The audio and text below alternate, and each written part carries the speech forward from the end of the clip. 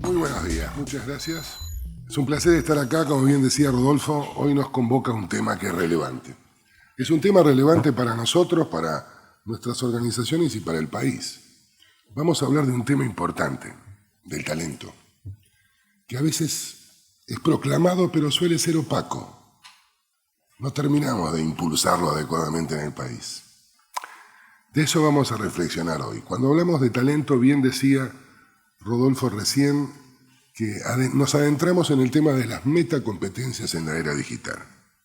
Cuando armábamos el programa de este foro con Ignacio Marcellán, pretendíamos no hacer una introducción extremadamente conceptual, sino apelar un poco más a la emoción, aquello que de verdad nos impacte y nos obligue, como bien decíamos recién, a reflexionar para ver qué podemos hacer como líderes en nuestras organizaciones y en nuestro país. Este es el desafío de esta mañana. Así que yo voy a proponerles una breve introducción tratando de correlacionarla con lo que vamos a escuchar a lo largo de la mañana. Cuando hablamos de talento, hablamos de un conjunto de elementos que conforman un todo que es superior a sus partes, como suele suceder con cualquier todo orgánico. Cuando hablamos de talento, hablamos de una combinatoria de conocimientos, de habilidades, de actitud. Y hoy podemos decir que el talento es lo que aglutina la innovación, la competitividad y el crecimiento en este momento tan particular que estamos viviendo en nuestro país y en el mundo entero. El talento es el motor del mundo, es el nuevo motor del mundo. Bien decía Marcos Troijo cuando, con un neologismo, hablaba del talentismo como el nuevo capitalismo, en el sentido de un factor clave que es capaz de generar riqueza, bienestar y prosperidad en sentido amplio. Riqueza económica, riqueza social, riqueza moral. El factor como un elemento aglutinador, el talento. El talento combina conocimiento, combina habilidades, combina actitudes. De eso se trata. La clave para nosotros es cómo hacer para descubrir, detectar, atraer, desarrollar, encauzar, promover un talento que se integre de una manera orgánica en las organizaciones y produzca los cambios que todos buscamos. Claramente que el talento es algo que todos tenemos, es el talento de cada uno de nosotros. Volví a releer un poquito, algunos quizás lo han hecho alguna vez, la parábola de los talentos en el Evangelio. Todos tenemos más de uno, muchos. ¿Cuál era la clave de esa parábola? ¿Qué hicimos con el talento? ¿Cuánto devolvimos al final de la jornada? ¿Qué hicimos en el medio? Hoy en día las organizaciones, de alguna manera, diluyen sus límites. Trabajan integradas a través de los sistemas, si hablamos de entidades o de organizaciones ágiles, flexibles, capaces de innovar, de liderar nuevos proyectos. De eso vamos a hablar en el primer panel que va a dirigir Ignacio Marcellán. Cómo hoy las organizaciones están percibiendo este tremendo empuje que un talento bien encauzado puede generar interacciones en los ecosistemas, trabajando en red y generando una riqueza nueva a través de una integración de compañías que antes no era vista. Este es un cambio tremendamente radical. Estamos acostumbrados a hablar de la transformación digital, de la disrupción tecnológica, de la creatividad, de la flexibilidad, del nuevo liderazgo. Es cierto que todo esto está sucediendo y a veces ponemos un acento, yo diría que razonable, sobre la tecnología, que es sin duda un disparador clave de todos estos procesos de cambio. Pero finalmente termina siendo instrumental. El elemento central somos nosotros. Somos las personas, son nuestra gente. Somos los líderes los que debemos tratar de impulsar a nuestras organizaciones a generar nuevos proyectos, a repensar la forma de hacer negocios. Y esto es tener talento. Esto pasa en los países. Leía hace poco el último reporte del IMD, esta Business School suiza, que colabora con el World Economic Forum y produce el Reporte Mundial de Talento, donde entre decenas de indicadores se califican a los países, más de 60 y tantos evaluados, acerca de cómo está el talento en esos países. Todos sabemos, ¿verdad?, que los países de Europa Occidental, especialmente de la península escandinava, son los que más atraen talento hoy. A la cabeza Finlandia, Noruega, Suecia, después Suiza, Estados Unidos, Japón, Nueva Zelanda, Australia, creciendo, América Latina, un poco más bajo, Chile a la cabeza, Uruguay, Costa Rica, Argentina, ahí cerquita, en el top 5. Tenemos talento en la Argentina, vaya si lo tenemos. Talento individual. ¿Qué hacemos con el talento colectivo? ¿Qué pregunta? Y más en esta época. Estoy convencido de que esto va a ir cambiando, porque se están produciendo realmente transformaciones en la sociedad y en la cultura. De eso también vamos a hablar luego del primer panel con un main speaker que hemos invitado en este foro, que nos va a hablar de las paradojas del talento milenarias en la era de la inteligencia artificial. Y esto nos desemboca en el tema de la educación. ¿Qué relación directa hay entre educación, empleo y empresa? Como académico puedo asegurarles que el conocimiento no está solamente del lado de la academia. Está hoy en las empresas. Son productoras de nuevo conocimiento. Tienen capacidad de aprender y de enseñar a partir del aprendizaje, del error, de la prueba y del error. Hoy la empresa se constituye como un hábitat natural para formar no solo en las habilidades, sino también en los valores. Este es otro desafío que los líderes empresarios debemos asumir.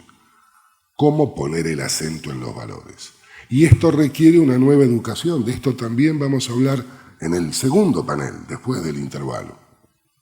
Cómo la educación debe cambiar para inspirar, para hacernos reflexionar, para invitar a los estudiantes a generar nuevas preguntas, a tener un pensamiento crítico, a cuestionar lo sabido. Esto implica un cambio gigantesco. En las universidades se va más lento. Por eso esa interacción entre universidad y empresa es clave para asegurar el empleo. Ya está sonando el timbre, así que me parece que es momento de ir cerrando. ¿Con qué me voy a ir? Yo diría con una frase que quizás alguno entienda que parafraseo a algún político, pero no es la idea. Pero yo quiero decirles que sin el talento es imposible. Ahora, con el talento solo no alcanza. Tenemos que encauzarlo, tenemos que producirlo, tenemos que desarrollarlo. Los gobiernos tienen mucho que hacer también allí. Y ese es un poco el desafío que hoy les propone LIDE en este foro de talento. Invitarlos a pensar cómo repensar, recrear el espacio de negocios para generar un futuro mejor a partir de este talento que tiene nuestro país, que lo vemos como un factor clave de desarrollo, pero que necesita estar ordenado, estar sistematizado e ingresar de una manera mucho más activa para ser el país que finalmente merecemos. Este es, pues, el convite que les hace hoy LIDE. Ayúdennos a reflexionar y ojalá que los inspiremos para que cada uno de nosotros aportemos un granito de arena en nuestras organizaciones, en nuestras familias y en nuestro país. Gracias. Bueno, muy bien, entonces vamos a seguir el orden en el cual fueron presentados. Voy a empezar por vos, Rodolfo. Y hablábamos al comienzo de toda la jornada acerca de esta relación entre educación, empresa, empleo y la necesaria interacción que esto debe tener frente a cómo se perfila el trabajo del futuro, el talento requerido. Ustedes desde el CRUP están impulsando una iniciativa interesante porque en esto tiene mucho que ver también el clima que ofrecen los países, los gobiernos para desarrollar el talento. ¿Cuál es el proyecto del mecenazgo que ustedes están promoviendo ahora? El proyecto en realidad nace desde lo que vos bien decís, de la necesidad de poder encontrar un mayor acercamiento entre la empresa y la universidad. Y claramente ese mayor acercamiento se produce cuando se comparten proyectos y se comparten recursos. Y tiene sentido en lo que planteaba el CEO de INVAP cuando hizo su discurso de tratar de que la producción de conocimiento, que es una de las funciones que tiene la universidad, tenga sentido, pueda ser puesto en acción. La universidad debe ser un agente de cambio y de transformación de realidades, y para que lo sea, tiene que ese conocimiento tener una transferencia que logre verdaderos desarrollos, ¿no? Desarrollos productivos, desarrollos sociales, desarrollos tecnológicos. Y de alguna manera lo que pretende esta ley es, por un lado, incentivar la inversión privada en ciencia y tecnología. La realidad de nuestro país es que, si bien las inversiones totales, cuando uno las compara con los países del OCDE en ciencia y tecnología son bajas, la inversión pública es alta, pero la inversión privada en ciencia y tecnología es realmente muy baja. Y eso es lo que hace que en esa comparatividad con los países del OCDE la inversión total resulte muy baja, porque en la mayoría de los países del OCDE la inversión privada supera aún la inversión pública. Y para que haya inversión privada tiene que haber mayor pertinencia. Y la realidad que para eso es necesario que se puedan sentar una mesa y puedan encontrarse proyectos de desarrollo productivo que mejoren la productividad y la competitividad de las empresas, pero de manera situada. Cuando se evalúan proyectos en lógicas de subsidio, sin importar quién los evalúe, se evalúan muy lejos de la realidad práctica.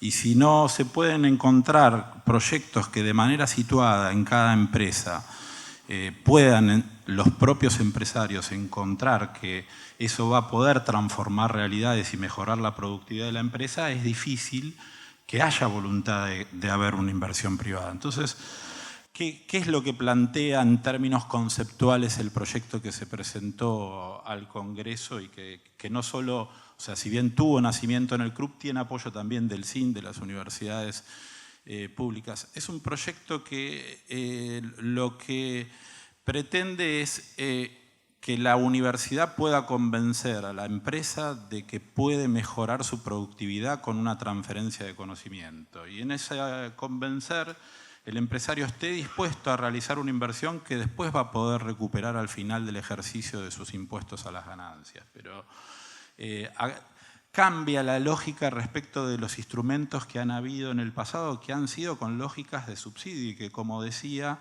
se evaluaban lejos de la realidad de cada empresa. Y desde ese lugar se creía que eso iba a transferir conocimiento y mejorar productividad o mejorar incorporación de tecnologías, etcétera, podían llegar a mejorar la competitividad de las empresas. Acá el cambio es que el acuerdo no es un acuerdo donde el Estado empieza por aportar un dinero a partir de un proyecto que alguien hace. O sea, el proyecto tiene que acordarlo la universidad con la empresa debe adelantar los fondos y en el final del ejercicio recupera su inversión con impuestos, ¿no? Y de alguna manera lo que termina generando es un incentivo de la inversión privada en ciencia y tecnología por un lado y esencialmente lo que vos decías al inicio de que se produce un acercamiento real porque obliga a sentar en la mesa a universidad y a empresa. Si una empresa quiere hablar con el CRUP, ¿con cuántas universidades está hablando? La organización que vos presidís nuclea a... El CRUP nuclea la totalidad de las universidades privadas y son 63. Son 63 universidades privadas y tiene funciones asignadas por ley.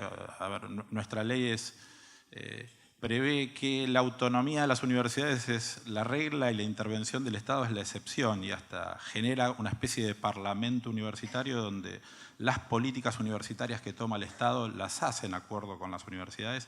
El CRUP tiene funciones en ese espacio, al igual que el CIN, pero es un espacio de networking donde fundamentalmente las universidades van a cooperar y a tratar de poder explotar al máximo sus capacidades instaladas en esa lógica de networking.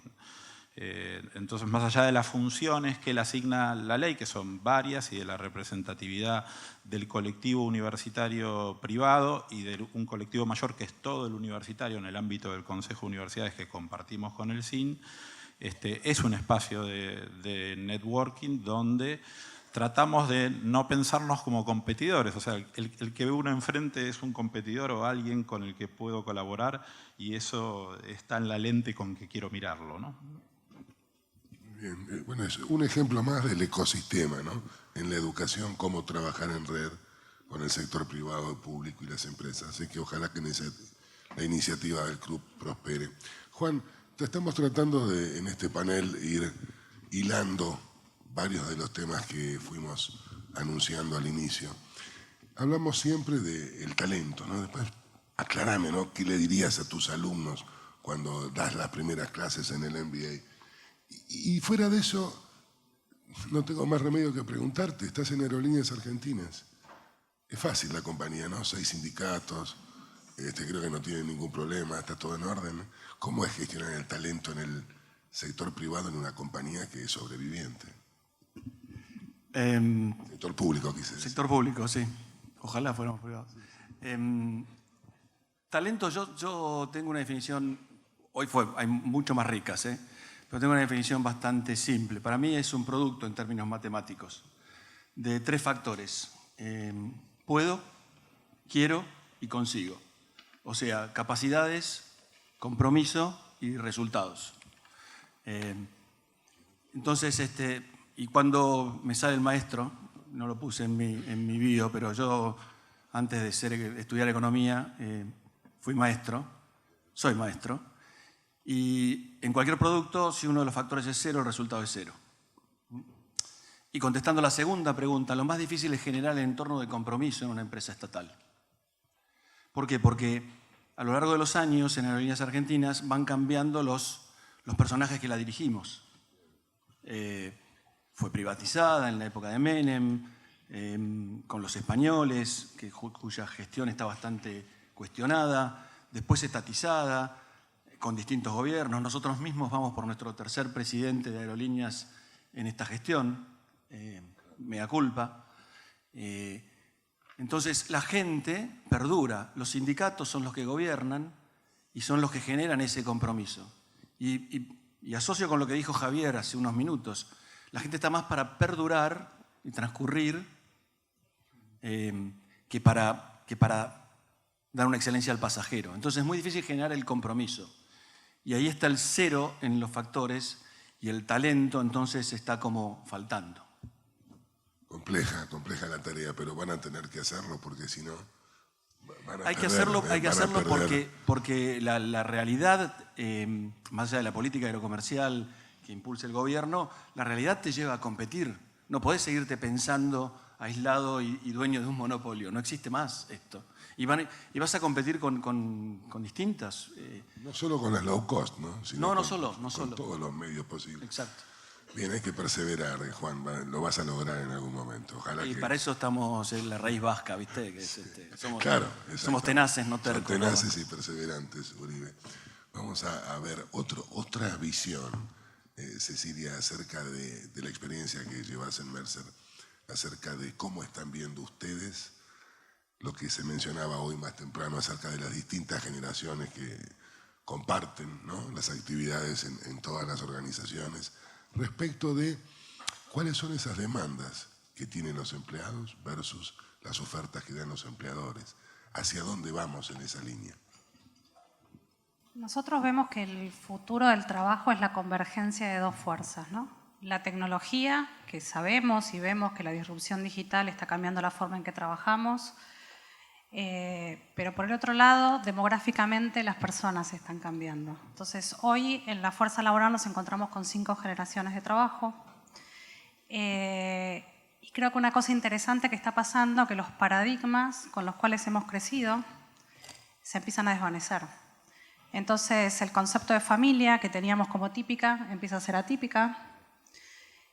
Vamos a vivir más y eso... No hay duda que vamos a vivir más y eso tiene implicancias desde lo individual y de lo organizativo en este concepto que se habló de reentrenamiento de habilidades, pero también qué responsabilidad tenemos cada uno de nosotros en ese proceso de reentrenamiento, porque claramente las habilidades que se requieren no las tenemos, pero tenemos que identificarlas y tenemos que nosotros mantenernos curiosos y estar en este proceso de desaprender para poder aprender. Entonces, ahí creo claramente que se tiene que dar una conversación público-privada. Las organizaciones tenemos que reentrenar en las habilidades que se requieren en este futuro del trabajo, pero cada uno de nosotros nos tenemos que mantener en un proceso de curiosidad y de reentrenamiento porque nos vamos a volver obsoletos. También se habló del tema del bienestar, y creo que hoy una cosa que cada uno de nosotros en nuestras organizaciones estamos viendo es que en este mundo en que vivimos, que lo decimos fácilmente, que es volátil, complejo, ambiguo, incierto, los niveles de ansiedad empiezan a aumentar. Y eso tiene impactos específicos en enfermedades, no solo físicas, sino emocionales y mentales.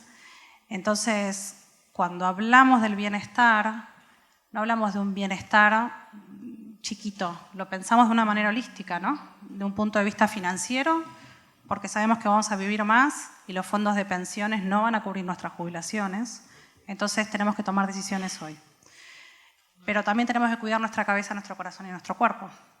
Y de nuevo, no es solo las organizaciones que nos dan, sino nosotros tomar decisiones, ¿no? Nos encontramos que todos los avances en la fertilidad hacen que la mujer hoy llegue a posiciones de decisión y luego por alguna técnica de fertilidad pueda salir a ser madre más cercano a los 40. Entonces las organizaciones hoy se empiezan a dar cuenta que no solo es lindo tener las mujeres, sino que tienen que estar los procedimientos, los procesos, las políticas, para que esa mujer en una posición de decisión salga y vuelva y que la organización pueda adaptarse, ¿no? Mismo este concepto de familia, que vuelve a ser atípica, nos desafía a pensar en las licencias. Ya no son ni de maternidad y de paternidad, sino de progenitor primario. Y este concepto que hablamos de la gig economy, que el trabajador independiente, hoy está de moda y es fancy un trabajador independiente. Antes, un trabajador independiente era aquella persona que en el mundo tradicional de relación de dependencia no logró desarrollarse.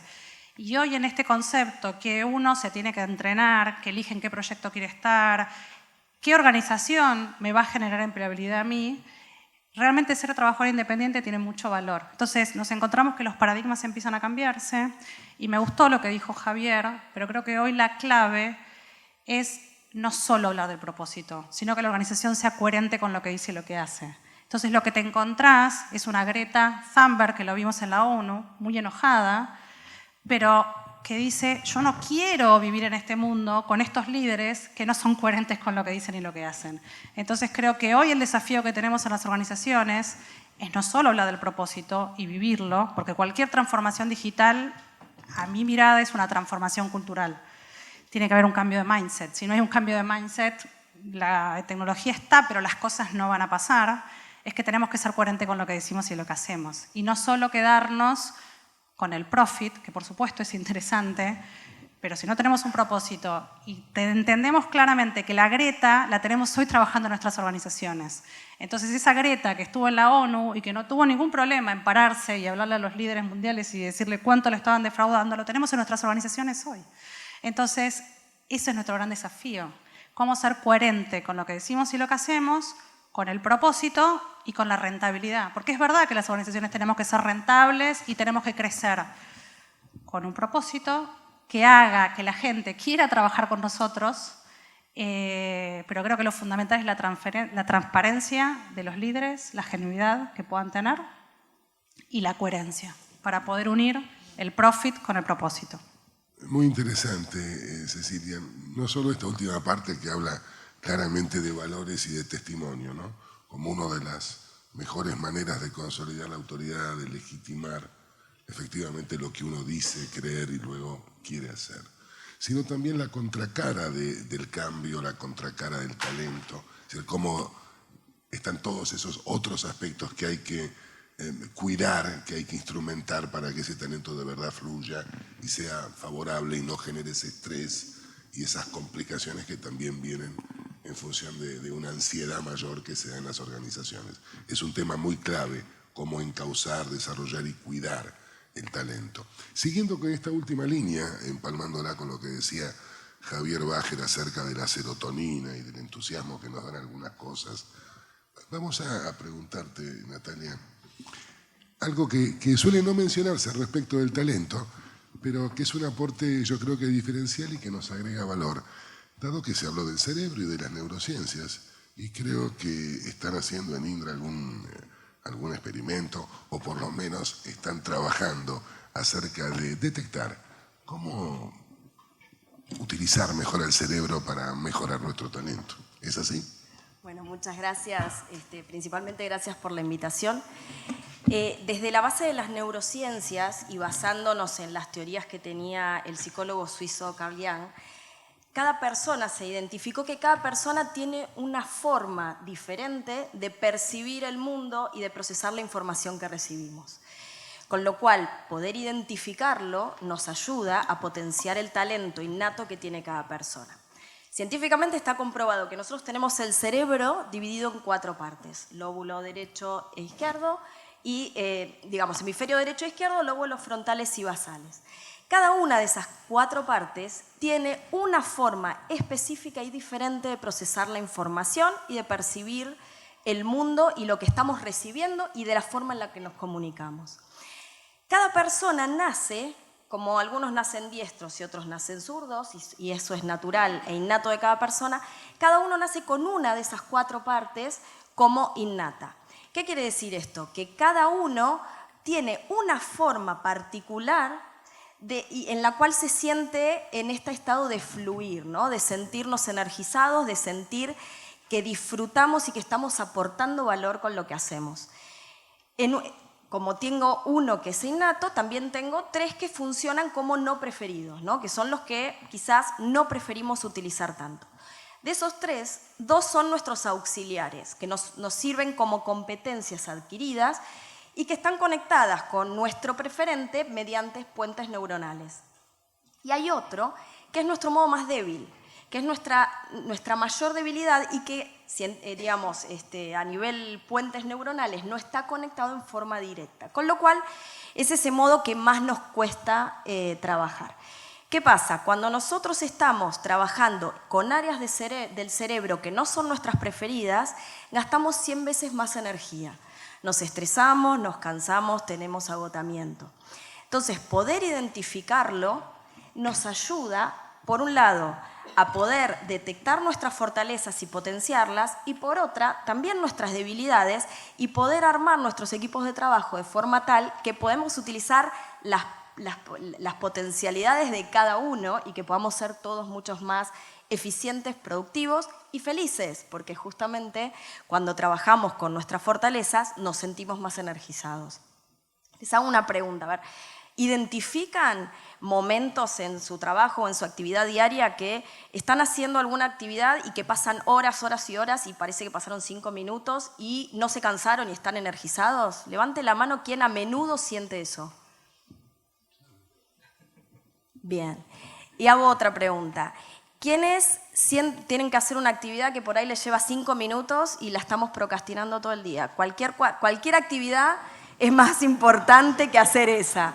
Y cuando terminan sienten que trabajaron 20 horas y están agotados.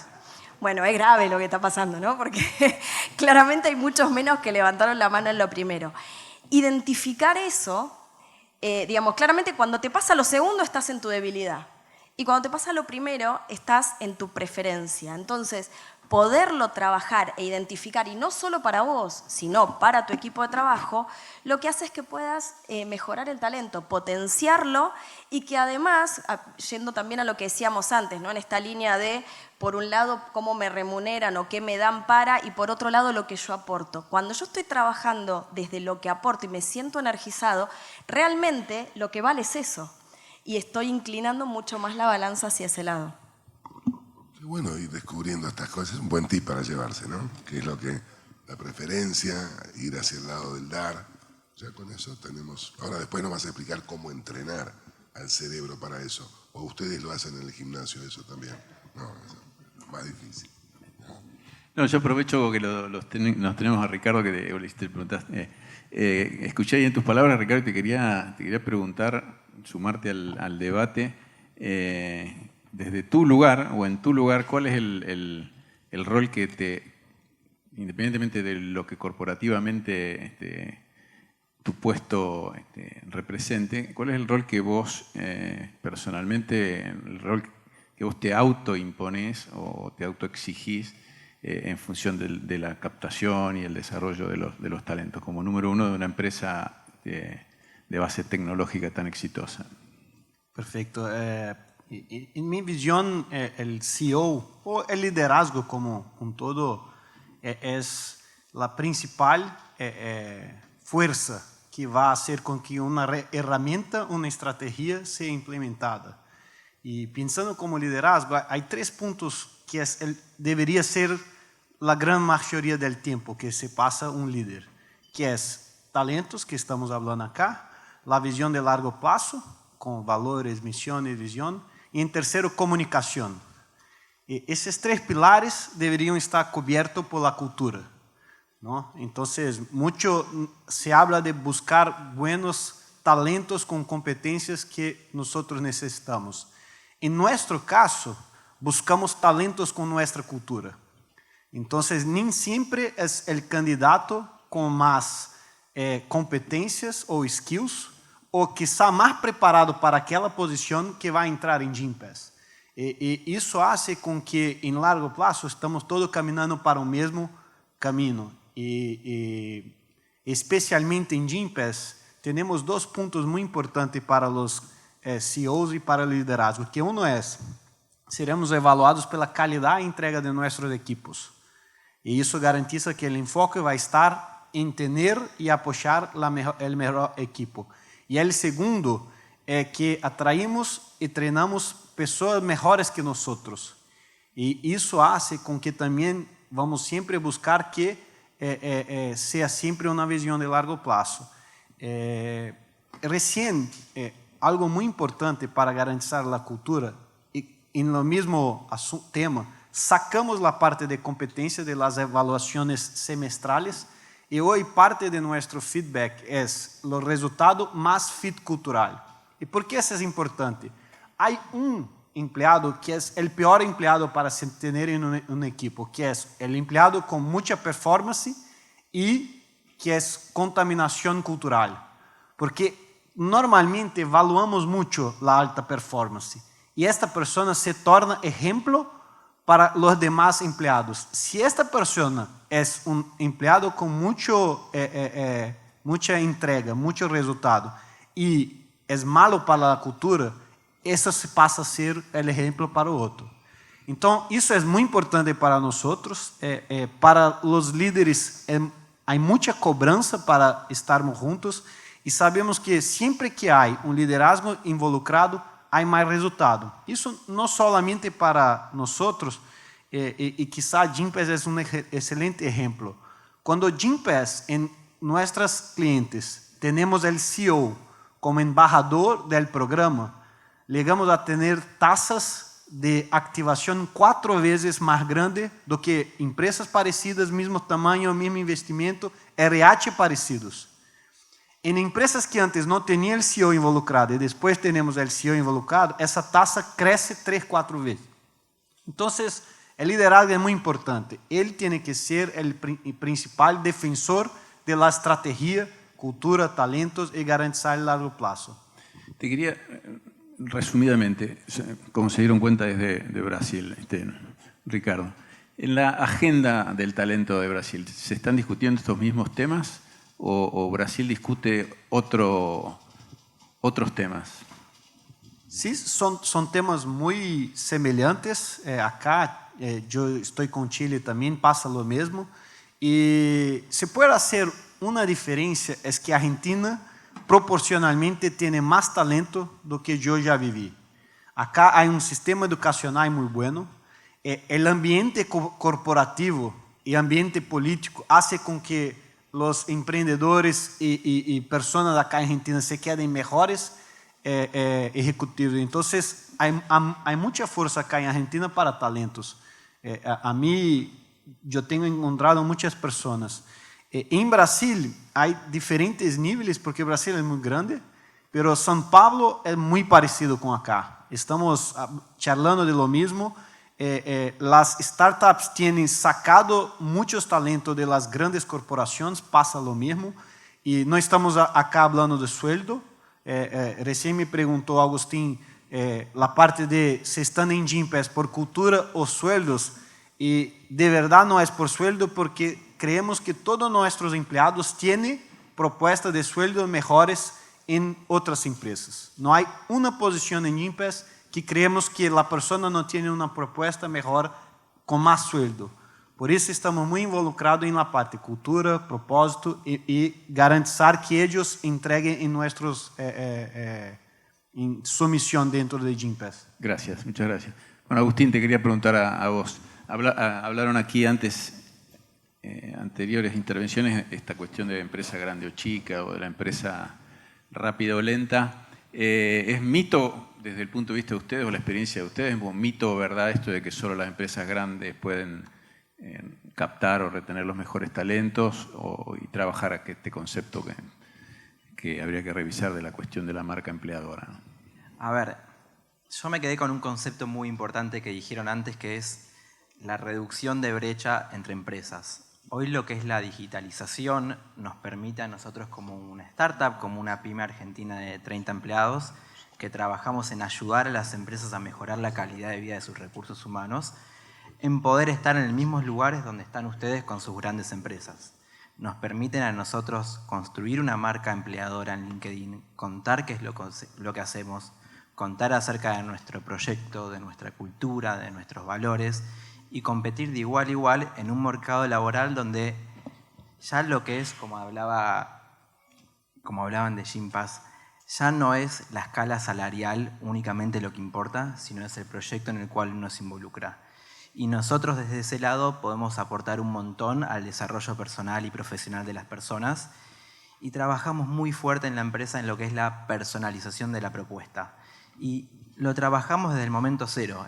El candidato que viene a una entrevista con nosotros, en el primer momento le mostramos lo que es la empresa, y cuando lo llevamos a la sala de reuniones le damos un regalo. Le damos un regalo que tenga que ver con su persona. Entonces, desde ese momento nosotros nos mostramos con una actitud de valoramos tu tiempo, pero también estamos dispuestos a invertir en tu persona para que esto sea un matchmaking. No es nosotros elegir al candidato, sino es que el candidato nos elija a nosotros. Muy bien, muy bien. Interesante ese mecanismo, y entonces también las pequeñas o medianas compañías pueden postular y competir por el mejor talento. Hay que saber hacerlo, sí. Tratamos de ser creativos. Seguro. En base a lo que podemos hacer y cómo podemos competir en un mercado que es voraz, y más en lo que es la economía digital, más lo que es en el área de programadores y desarrollo, donde hay grandes empresas con presupuestos enormes, donde a nosotros se nos complica competir, pero sí desde el lado del desarrollo profesional, de mostrar abiertamente lo que es nuestra cultura y demostrar también que estamos interesados en ocuparnos de la calidad de vida de la persona. Esto es clarísimo. Después quizás con Cecilia volvamos, pero claramente lo ha dicho Javier, lo está confirmando Ricardo. La nueva gente está aspirando a otra calidad de vida, donde el valor monetario del salario no es el único elemento retributivo. Y eso es un asunto que esto parecía imposible antes y hoy adquiere un valor muy importante. Voy a hacer una ronda de preguntas de 1 minuto a cada uno, porque tenemos ahí el reloj que corre y queremos respetar el compromiso horario que Rodolfo nos pide siempre. La pregunta es, decime, este cambio que tenemos que hacer es muy grande, y hablamos tanto de educación, de aprender, desaprender. ¿Están preparadas las universidades para ofrecer lo que el mercado demanda en materia de una nueva educación? Difícil en 1 minuto. Perdón, difícil en 1 minuto, ¿no? Bueno. Pero, a ver, me parece que lo que se está hablando sobre la era digital es importante hacer una distinción que creo que vale la pena. Tiene su origen en un cambio copernicano que te genera la tercera y cuarta revolución industrial. La tercera implica la aparición de la computadora, la aparición del internet, la aparición la aparición de la computadora, la aparición del Internet, la aparición de las TICs, la cuarta revolución, la fusión de tecnologías que difumina los límites entre lo físico, lo digital y lo biológico. Y estas cuestiones transforman todas las organizaciones de la sociedad, las empresas, la familia y también la universidad. La universidad, originalmente todas las instituciones educativas, han pensado siempre su diseño curricular basado en contenidos. Y eso ha hecho que la universidad en general sea bueno para la generación de competencias técnicas. Sin embargo, hoy la complejidad es mucho mayor, porque lo que termina ocurriendo cuando se gradúa el alumno, a quien fue certificado por una cantidad de contenidos, es que al momento de que se tiene que enfrentar a sus competencias, se encuentra desorientado. Y si no encuentra un coacheo, por más talento que tenga, no encuentra forma de poder integrarse dentro de los objetivos de una compañía, de una empresa. Y esto tiene que ver con el desarrollo de competencias blandas, ¿no? Que acá se han recreado mucho, sobre todo en los espacios de desarrollo de talento, como la creatividad, el pensamiento crítico, la empatía, el trabajo en equipo, la comunicación, etcétera, etcétera. Y para eso es necesario que la universidad se ayorne y desde los propios diseños curriculares que están ahora apareciendo resultados de aprendizaje, matrices de competencias, no es que desaparecen los contenidos, pero de la misma manera que comentaba antes en el proyecto de mecenazgo, los contenidos ahora aparecen de manera situada. Tienen que abonar a una competencia determinada y en definitiva una profesión es una sumatoria de competencias. Pero también cambian los ecosistemas, como decís vos, porque las arquitecturas cambian, las formas de comunicación cambian. Desde la escuela de Comenius hasta aquí alguien dijo que, excepto en el jardín de infantes donde aprendemos por problemas y no le miramos la nuca al de enfrente, desde primer grado, el mejor modo de aprender parece ser mirándole la nuca al de enfrente. Y esas lógicas donde el aula se la pensó como un espacio de encierro presencial y simultáneo que tenía que ver con un modelo económicamente viable para generar la universalización, se encuentra hoy agotado y aburre, y hoy el mundo funciona, permítanme la metáfora, en ambientes Apple Store con mobiliario Starbucks. Y cuando uno va a una universidad, y yo los vendo a ustedes y los llevo a las aulas de una universidad, no se encuentra con eso. Y eso no es la vida real de los alumnos. Entonces, sí, claramente hay una transformación que tiene que hacerse. Y que la universidad no la puede hacer solo si no encuentra un acercamiento con la empresa. Claro, esa interacción es enriquecedora en las ambas puntas, ¿no?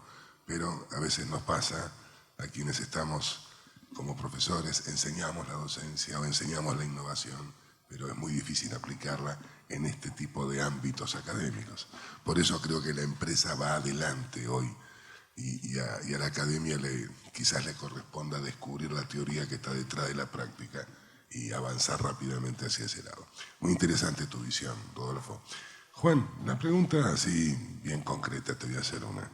Hablamos hoy muchas veces de tema de valores y es uno de los ejes que el IDE propone en todos sus encuentros. Hablamos de testimonio recién, ¿no?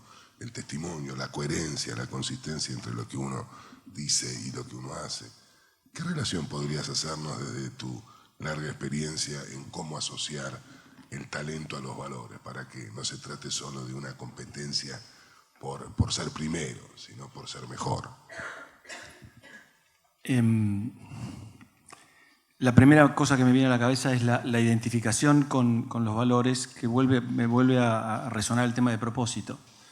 Pero también tiene que ver con la identificación del producto y servicio, para poder estar alineado con esos valores. Entonces, que de nuevo, el puedo, quiero y consigo estén alineados a unos propósitos. Si te lo traigo al ejemplo concreto de aerolíneas, hoy no tenemos alineados esos valores, porque mucha gente en la compañía todavía habla de ser una aerolínea de bandera. Y hay que redefinir qué significa ser una aerolínea de bandera. ¿Qué es la conectividad de los argentinos? ¿Es que volemos más los argentinos? ¿Es que estemos donde no tenemos que estar? O como algunos dicen, no, que estemos en el mundo y entonces tenemos que seguir volando a París cuando no nos resulta rentable. Y me parece que en esa redefinición de valores está poner al pasajero, al cliente en el centro para poder redefinir todo lo otro. Entonces, creo que si no, los valores, como decía Javier, van a estar escritos en un dashboard, en un tablero y no los van a vivir. Interesante, es decir, ¿no? Encarnar finalmente eso en lo cotidiano, Cecilia lo marcaba recién. Una pregunta también así muy fácil que se puede responder en un minuto. El futuro del trabajo, ¿no? ¿Cómo está viniendo esto respecto de satisfacer el gap que hay entre la demanda del mercado y lo que hoy tenemos ofrecido?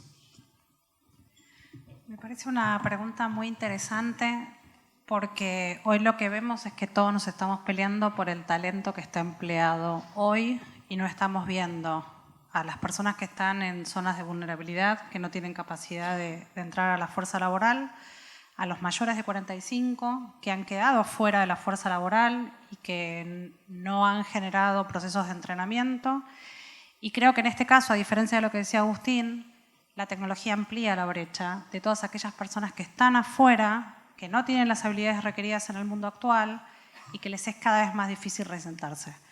Entonces, hoy creo que desde lo individual, en este concepto de curiosidad, lifelong learning, learnability, tenemos que entender qué capacidades tenemos, cuáles son las capacidades requeridas para el futuro y qué vamos a hacer de lo individual. Creo que las organizaciones tenemos que generar procesos de entrenamiento en serio para no pelearnos por el talento que está empleado y atraer a los de más de 45 que están afuera y que podríamos, a través de procesos de entrenamiento, volver a traer la fuerza laboral.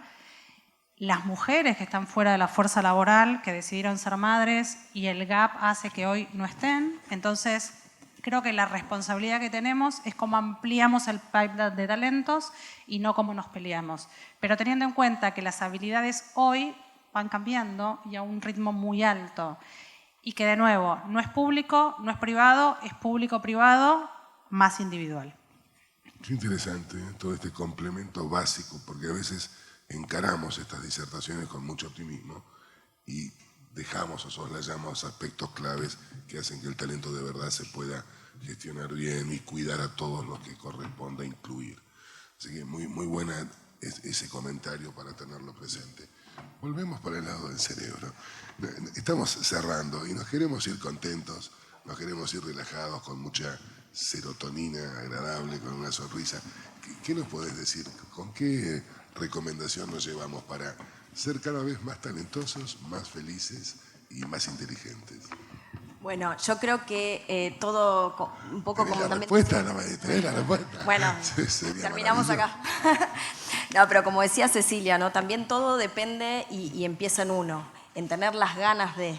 Nosotros en Indra hacemos unos talleres, diseñamos donde este modelo que yo explico, ¿no? De decir, bueno, qué es lo que se ve en cada parte del cerebro, cómo proceso, cómo recibo, cuáles son mis preferencias o mis debilidades, para poderlo entender, ¿no? Esto es material que uno puede buscar y que se puede autocapacitar también, pero conocernos. Poder empezar a ver, bueno, a ver, ¿qué me pasa con esta tarea? ¿Qué cosas son las que yo disfruto, genero serotonina y qué cosas a mí me estresan? Y entender y comprendernos y perdonarnos de que no vamos a ser perfectos en todo, ¿no? Que vamos a tener nuestras fortalezas y que está buenísimo aprovecharlas y potenciarlas y que también tenemos debilidades y que podemos gestionarlas y podemos también administrarlas de forma distinta. Y a su vez, conocer a nuestros equipos de trabajo para de la misma forma poder administrar las tareas para potenciar a cada uno y no frustrarlos. Creo que todo empieza con tener ganas, ¿no? Con tener ganas de conocernos, de perdonarnos lo que no nos sale tan bien y de potenciar lo que es mejor para nosotros. Lograste responderme en forma sintética. El camino hacia poder desarrollar un talento en un clima agradable que nos haga bien y que nos permita estar felices también, porque eso es parte, ¿no?, del trabajo, es lo que decimos siempre. ¿Te parece que cerremos? Cerramos, dice aquí el presidente del IDE, así que voy a cumplir con la orden sin antes permitirme hacer un cierre muy breve. Estuve tomando algunas notas, sería bueno compartirlas en algún momento, podremos hacerlo. Hoy lo voy a hacer yo desde aquí. 4 o 5 tips que se sumarán a los que ustedes ojalá hayan podido capturar de toda esta jornada. Pero me resonaron varias frases, pues las voy a enunciar solamente y quedarán allí para que las tengamos presentes. El talento es claramente el motor que mueve al mundo, empezando por las personas, por las organizaciones, por los países. No hay limitaciones de fondos para un talento bien planteado, para un talento que se desarrolle, que se sitúe, que genere resultados. No hay un problema de dinero para financiar buenos proyectos basados en el desarrollo. La economía del todo, que da lugar a los ecosistemas, a la integración entre empresas, entre sistemas, modificando las cadenas de valor, integrando lo público y lo privado. La educación con la empresa, reconociendo a la empresa como un hábitat de enseñanza, reconociendo a la universidad como parte del cambio. Una frase que me pareció muy interesante es que el que tiene el talento tiene el poder. ¿Se acuerdan que antes era la información, ¿no? El que tiene el talento tiene el poder. Pero tener poder es concederlo. Es interesante respecto de cómo generar la relación en un nuevo ámbito de negocio, ¿no? Cómo generar en las organizaciones ágiles, ¿no? Y más horizontales el poder es basado en la confianza, en poder concederlo. Y 2 o 3 puntitos más, ¿no? Que son frases ahora, sí, son eslogans, pero si resuenan y logran modificar algo del interior, podemos hacer algún bien en nuestra familia, en nuestra casa, en nuestro país. El futuro ya empezó. Corramos, pero empezamos por nosotros mismos, es decir, no hay un cambio que empiece por el otro, que empiece desde el afuera. Quizás ya lo sabíamos y no es fácil, pero si no cambiamos nuestras creencias, es muy difícil que cambiemos conductas. Y si no lo hacemos desde el propio testimonio, es casi imposible que esto se viralice y logremos contagiarlo. Y finalmente me quedo con algo de lo que dijeron los 2 premiados. Bueno, no lo dijo aquí, lo dijo en el break.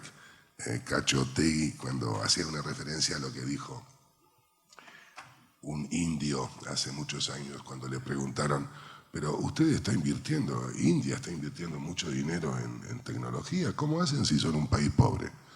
Y la respuesta fue, justamente porque somos un país pobre, tenemos que invertir en tecnología y en desarrollar a la gente, en desarrollar el talento. Argentina tiene que hacer un gran esfuerzo. Tenemos talento, tenemos que llevarlo adelante. Y luego el otro tema que dejó allí Roses, cuando habló de alguna forma, tomando esa idea que quise señalar temprano en la mañana, de que sin el talento es imposible, pero con el talento solo no alcanza. Y él hablaba de la Argentina respecto del sistema. Hay talento, falta un sistema. Y eso es todo lo que hemos hablado también en este panel, ¿verdad? De cómo rodear de una serie de requerimientos, de condiciones para que este talento funcione, se prodigue y de verdad nos permita a los líderes empresarios repensar los negocios y hacer de este mundo de verdad algo mejor. Esta fue la propuesta del IDE esta mañana. Ojalá hayamos cumplido buena parte de ella. Muchas gracias, Gabriel.